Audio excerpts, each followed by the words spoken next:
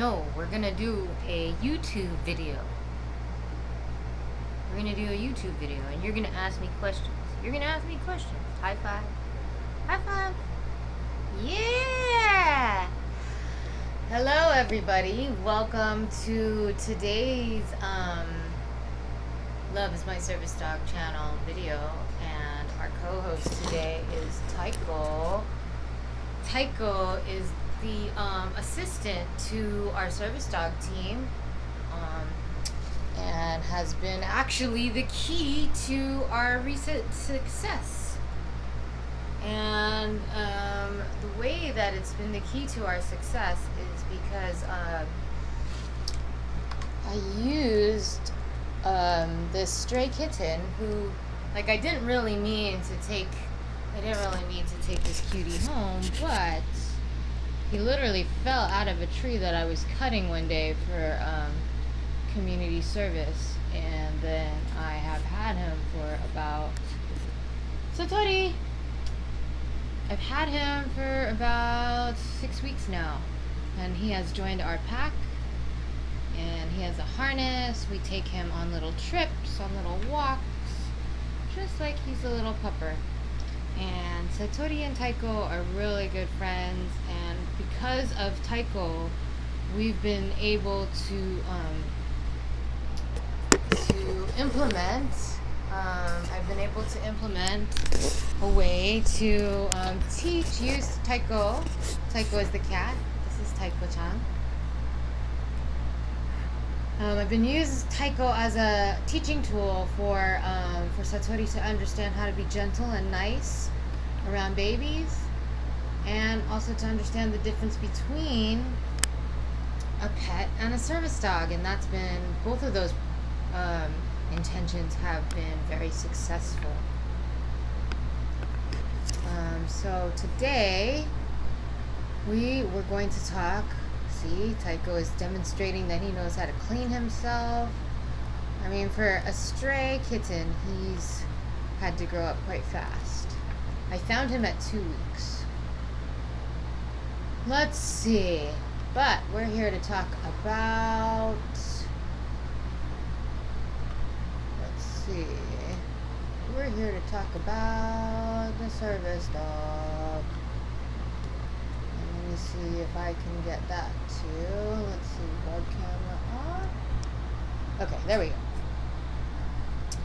So, I am now going to switch to my slideshow. This is my service dog in an unhappy, these are two pictures of Satori being very unhappy. Like mad dogging is what we call it in hip hop. Mad dogging the camera.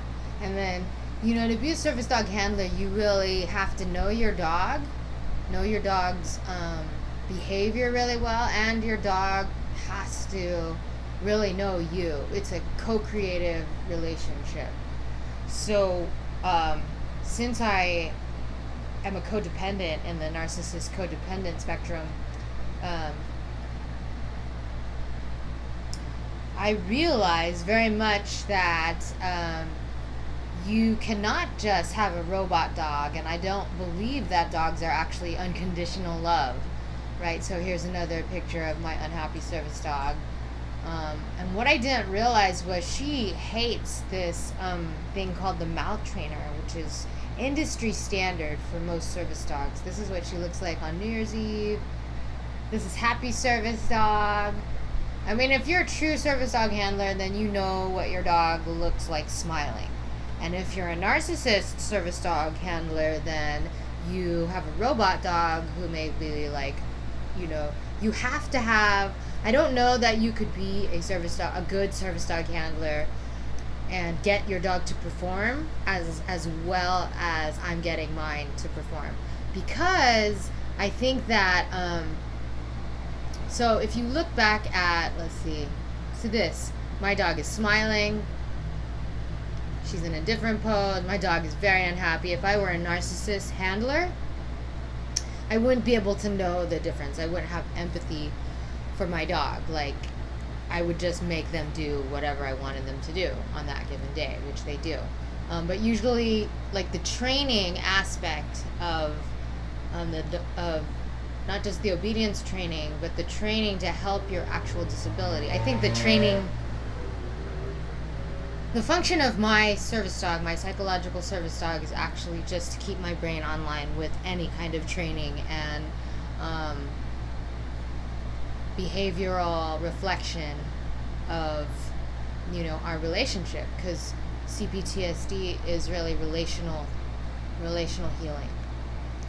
And through having a puppy or a dog, they have an adolescent brain. So the trauma for me happened around adolescence, and so I have an adolescent brain in essence. The brain damage is something that happened from being neglected as an adolescent. So adopting a rescue kitten, or mostly, like, it's not just that I have a kitten who's an emotional support animal or a pet. It is actually the training of my service dog that is taking it to a different alpha leader level, which is something that I talked about in previous videos. And even just talking about it in these videos, I'm really able to have more confidence around, the program that I've been running, and that we are a legitimate service dog team, because I made this experiment, and I hashtagged fake service dog. And I got all kinds of comments about, oh, you have no right to put your dog in a shopping cart, and who are you, and you're a fake disabled person. And then I just realized that there were a bunch of, most of the people who do nasty comments on the internet are often narcissists anyway.